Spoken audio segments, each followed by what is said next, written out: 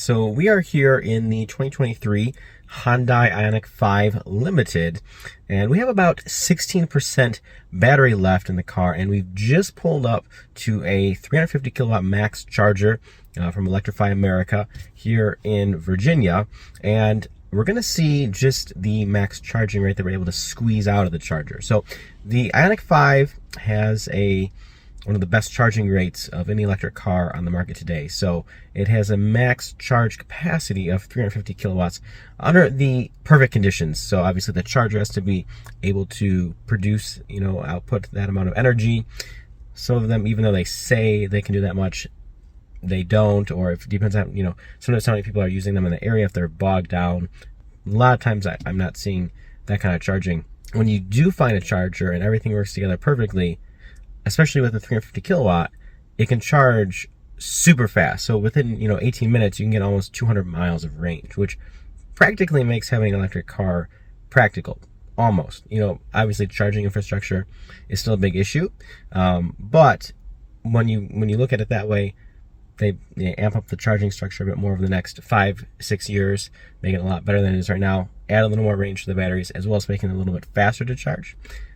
Things become much more practical. So we're gonna go ahead now, plug it in, and see what kind of charger we can get here out of this charger.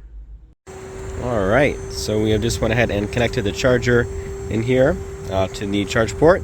This obviously is the DC fast charging, so we had to take that little thing out there, and we're gonna go ahead and after about 5 minutes, we're gonna see what kind of charge rate we're able to get here out of the battery. Maximum charge rate that we're getting here is about 230 kilowatts per hour, which is obviously still super fast. I mean, if you take a look at like Ford Lightning, max charge rate 150. So super fast. Still would love to see that 350 achieved, but also it's still really fast. Obviously, we started at I think it was like 16%. We're already at 41%, 11 minutes to 80%. So really not bad at all. And yeah, makes having an EV a whole lot easier. For instance, there is a BMW i4 over here.